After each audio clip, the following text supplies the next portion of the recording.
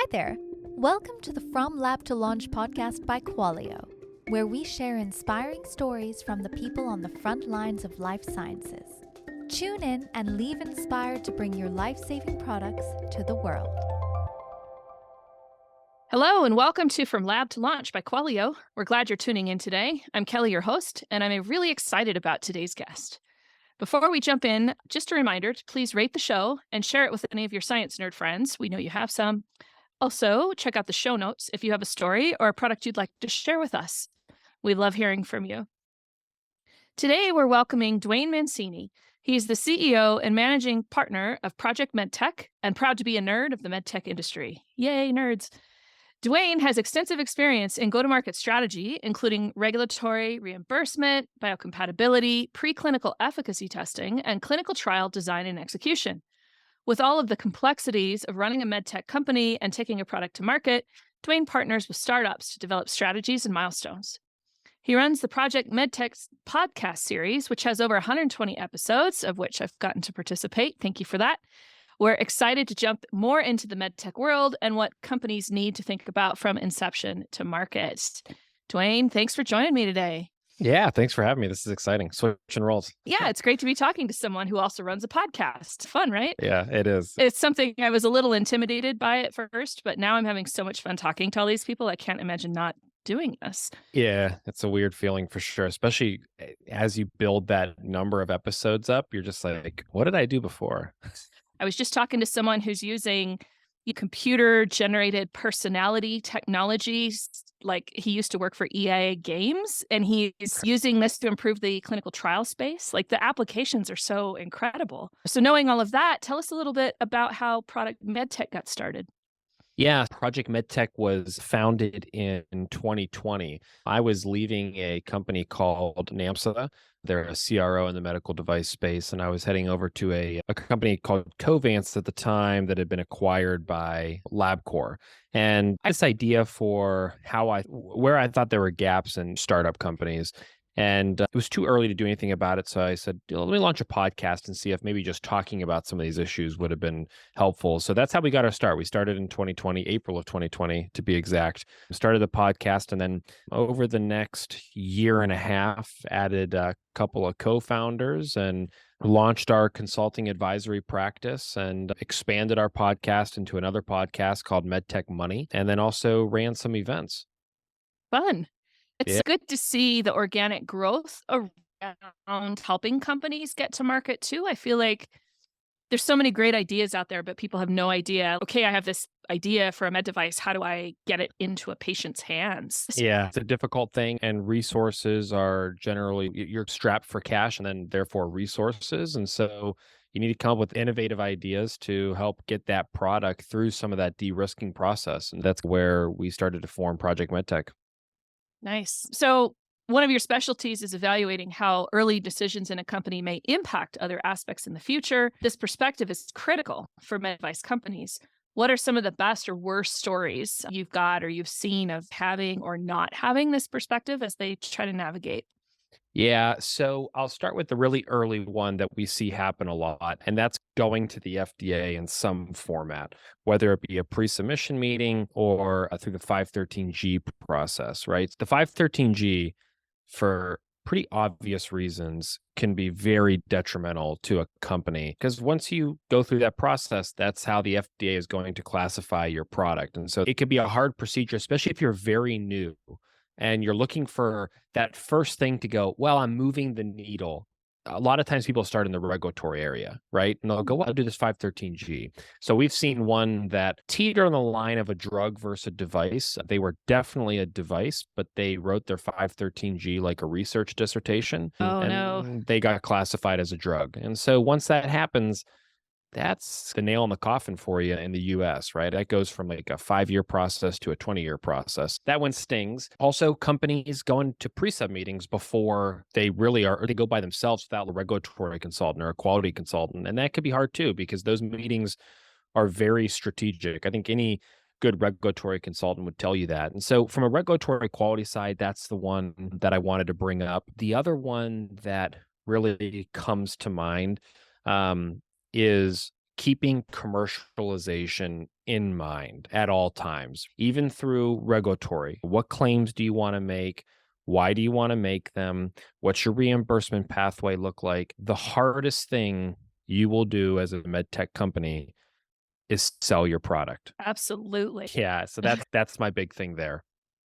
I've seen that fail over and over again in my time in the startup space as well. I'm not a regulatory expert, I'm a quality expert. And so I'm always looking at scalable quality systems. And so one of the things that drives me nuts whenever I deliver a design control process to a company, usually it's to an innovator who maybe has somebody on the clinical regulatory side who's thinking about those things, but not really. And one of the requirements I always put in there is, what is your reimbursement pathway? And they're like, what is your market share? What does that landscape look like? And they're like, why do I need to think about that right now? And I'm like, you could have the coolest product in the whole wide world. And it's different because of X, Y, and Z. And it's amazing. And you believe in it. And I love that for you. But the reality is that in the hospital space, you're one of 30 on the shelf. And they're all charging, they're not even reimbursable because they're billed as part of a package. They're not even an individual unit. And you think people are going to pay you $300 for this thing? Yeah. Isn't that mind-blowing? It's spot on. Such a miss. This is what we try to educate them on is we'll see people go, "Well, yeah, I figured out reimbursement. I have a CPT code or I have a HCPCS code or all this stuff." And it's no. Who is paying for your product, right? Yeah. That's the simple part of reimbursement. I heard this from a guy named Nick Anderson. He was on one of our virtual events we did. He did a thing on reimbursement and he gave the rundown of, look, at the simplest level, the US healthcare system is this. And it's a little cynical, but you need to figure out where you fit in from a business perspective. It's we all pay money into a bunch of piles of money, which is insurance. And the healthcare groups across the country, their only mission is to extract as much money from those piles as possible. So if you don't help a healthcare system extract money or keep more money over here, you really don't have a business model. Yeah. So that's a pretty basic way of looking at it. And Yeah. then all ties back into your design process and your cost of goods sold and all of those kinds of things that people are like, why do I need to think about that right now? Mm. Oh, because you can go get a Right. clearance. That's great. Yay, you met your milestone. And you can't sell a unit. And I have seen that. I'm sure you have too. So unfortunate. Yeah. As long as we're riffing on what things medtech founders need to know, besides the reimbursement pathways, what else would you add to that conversation? Yeah. So I would say for what founders need to know, as the founder, if you're in this CEO role, just be prepared. It's lonely and it's a long process. And not all founders are going to assume that role. But if you find yourself in that chair, you just have to be prepared for the fact that it's stressful and most people aren't going to understand the level of stress that you are going through and the level of weight that is on your shoulders, right? And we talk to all of our entrepreneurs about this. It's just difficult. And to tie into that piece, find yourself co-founders who complement your skill sets. We see a lot of entrepreneurs who try to be everything, try to go at this alone. And it takes a village to build a successful med tech company. And so we encourage entrepreneurs to think about that, especially as they grow. Who should be on your team? What are you really good at? What do you need to mix in? And that's really where that conversation comes in of, as a founder, are you becoming a CTO? Are you becoming the COO? Or are you becoming the CEO? Where's your role in this team based on your skill set and what you want to do? Yeah, absolutely. I think I would add to that a real honest assessment of your strengths and weaknesses so that you can make sure your team complements you. I've worked with a lot of those where it's, I'm the founder, I want to be the CEO. And it's like, are you CEO material? Or the CTO, right? With one where I was talking about the whole Medicare reimbursement situation, our CTO was the innovator and he was a lovely gentleman in his 70s who just wanted to retire, but he wouldn't let go of the control. And it just was like that constant back and forth and struggle with him to let go so that we could actually innovate the thing in order to be manufacturable. He had this amazing idea and it was a great product and it was definitely an improvement from in its space as far as how it worked and all those kinds of things. But same story, it was a liquid product. So it was like, is it a drug? Is it a device? We had to have that conversation with the FDA. And then it wasn't manufacturable. And he wouldn't let the very intelligent chemist we hired who was trying to figure out how to engineer this thing in a way that same end result, but we could actually make it. And yeah, that was a struggle. Yeah, and I think to your point of letting go is once you get this super talented team around you, that's the kind of culture you have to build of let them own the things they're good at, let them do the things that you brought them in to do to complement your skill set. We see a ton of them have this like inability to this is my baby, this is my baby, and it's oh, it was your baby, now It it's everybody's was. baby. So Yeah. you got to let them do what they need to do. Yep. But that comes down to culture big time. Definitely. And it starts at the top. Yeah. A little bit of a pivot from the guests you've had on your podcast. I'm curious, what are some of your favorite moments or guests Yeah. that really surprised you? Yeah, so this isn't based on the most popular episodes that people listen to or anything like that.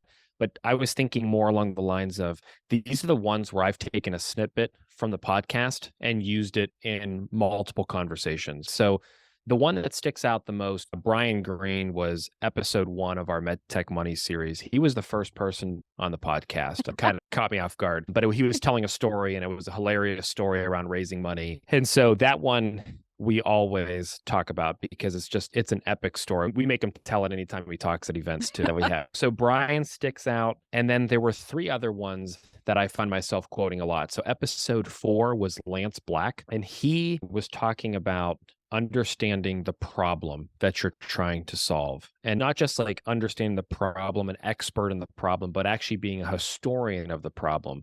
And what he meant there was understanding how people tried to solve it in the past, when they tried to solve it, and why they failed. Did they fail because of a specific operational problem? Did they fail because their opportunity window closed because of circumstances they couldn't control? And that one I use quite frequently when doing some consulting work. 2 other ones. One is Dave Albert. He is the founder and chief medical officer at AliveCore, maybe episode 104 or something in that area. He had said, be an orthogonal thinker. And that one always rings pretty true, right? So it wasn't, hey, if everyone's going this way, you should go in the opposite direction. It was just, hey, if everyone's thinking like this, just go 90 degrees, right? You're not going against the stream, but thinking over here. And that one I use quite a bit as well, just actually from a motivational perspective. I thought it was just really cool. I like that. Yeah. Bring your unique perspective. Don't just jump in the boat because everybody's rowing that way. And then the last one on fundraising was Renee Ryan. She said this on our podcast, and she also said this at our Houston Startup Symposium. Someone was asking about fundraising and negotiating with investors and who gets better deals, investors or entrepreneurs, which way is it shifting? People talk about this all the time.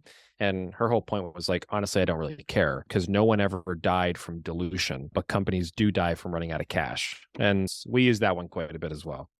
I love it. Yeah. Awesome. If you could go back to the start of your career, what would you tell yourself based on what you know? Patience is key, but don't be too patient. There's a fine line. And then I think the biggest thing is when you're starting your career, and spend more time listening to folks who are experts in the space, and then don't ever stop doing that. Because I feel like people get caught up in this transition of now I'm the subject matter expert. You very well could be, but don't stop learning from other people. At least for me, that's how I learned the best.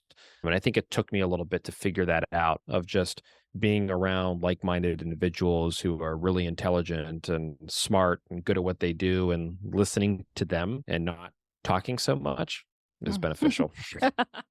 Definitely. Especially we can talk about how lots of industries are evolving and that sort of thing. But this is an industry for sure that is evolving in leaps and bounds. And so if you're not still talking to people and not still learning, then your experience and your knowledge is dated. Yeah. Very quickly. I run into that every now and then. It's so frustrating. Things have changed. You don't have to do IQ, OQ, PQ on software anymore, right? Stuff like that. Come on, you gotta stay current. And I think following those thought leaders there is important. Like sometimes we graduate from school or whatever, and then you're done learning somehow. Like the industry is just going to stay stagnant for the next 30 years. Yeah, That's not reality. Not at all. So a fun question we heard from another guest a while back on the episode, and so we ask it all the time now. If I walked into Barnes & Noble, where would I find you? What section?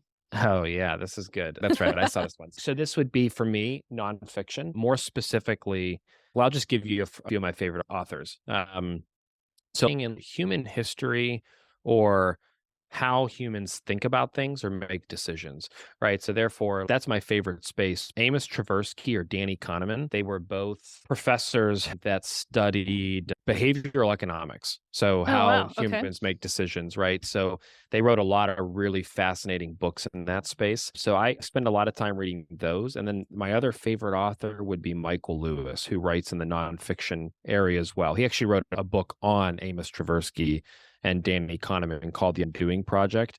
But he also wrote The Big Short, which was about the financial crisis in '08, Moneyball, which is about a baseball team, the Oakland Athletics, who essentially went to the playoffs and spent zero, like no money compared to everybody else. And then wrote another one called The Blind Side. So those kind of nonfiction true story books, and then those like psychological ones about the history of humans and why we make the decisions we make are fascinating for me. Those are interesting. Yeah, The Blind Yeah, Side, is that the story about the football player? that's exactly That it. I love, love, love Mhm. that story so Right. much. Yeah. So Michael Lewis wrote that original book. He wrote one just recently on the pandemic, which I'm sure is controversial because the pandemic somehow became controversial. But Yeah. it's a really good book on the decision making process of how everything came about. So yeah, he writes some really good books I like to read. Nice. Yeah, I'll have to Yeah. check those out. I've read The Blind Side, but I'll have to Yeah. check out the pandemic one because I feel like in this industry, we're at the center of that controversy. I've got Yeah. friends who are like, "Ah, the vaccine's terrible and COVID was just a government thing." And I'm like, "Oh, really?" And then you've got the other side of it. And as someone who's in the healthcare industry, you've got both sides trying to validate their position by talking to you, and it's a Yeah. challenge. Yeah. Yeah, it's crazy. And also, like, part of the pandemic piece of it is the pharma industry got so much attention around this. But then you have the med tech industry, the diagnostic industry, which like we did, but also like it was very short-lived compared to the attention the vaccine gets and still gets. But the rapid COVID tests that came out, Yeah. all the Yeah. respirators, the other ways to treat the really sick COVID patients, that was all the med tech industry. And sometimes we don't get Yeah. the attention that maybe we should. No, I totally agree. If they don't have that P name that rhymes with Iser, they don't make the news. I love those Mhm, guys, don't get me wrong. I think mhm. BioNTech, and I always feel the need to emphasize BioNTech was the Right. vaccine company working on it. Yeah. Pfizer just made it possible, right? That's Yeah. how, and I Yeah. love that it made those pathways more visible, I think, to folks, right? People all of a sudden, we had to pull back the curtain and go, why is this taking so long? Why can't we Yeah. just go back to our lives tomorrow? It's because there's a process here. And then, of course, everybody likes to conspiracy theory the whole process, but Yeah. And actually, Kelly, I remembered one thing that I needed to mention too for the founders piece yeah. is while I said it was lonely and you want co-founders, the other thing too is if you are going to go down this path, you need to make sure if you have a family, your family is on board because it is a Yeah. sacrifice for not just you and your decisions, but if you have a family, like for me, I have a wife, a daughter, and another one on the way. They're not on board.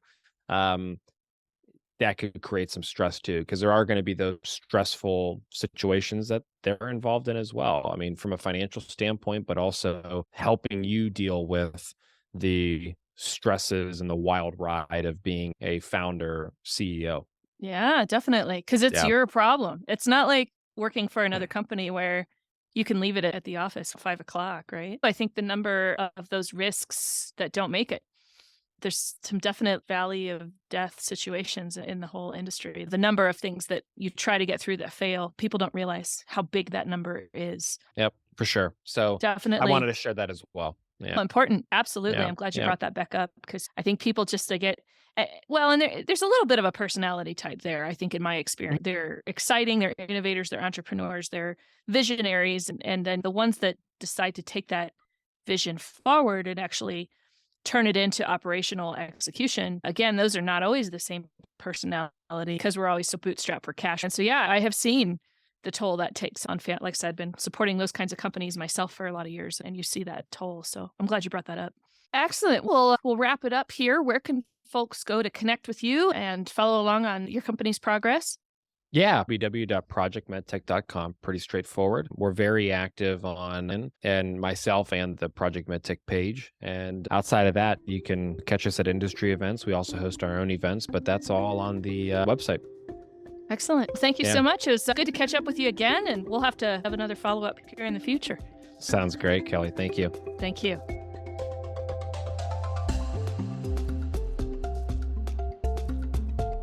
Thank you for listening to this week's episode of From Lab to Launch, brought to you by Qualio. If you like what you've heard, please subscribe and give the show a positive review. It really helps us out. For more information about Qualio, our guest today, or to be a guest on a future episode, please refer to the show notes. Until next time.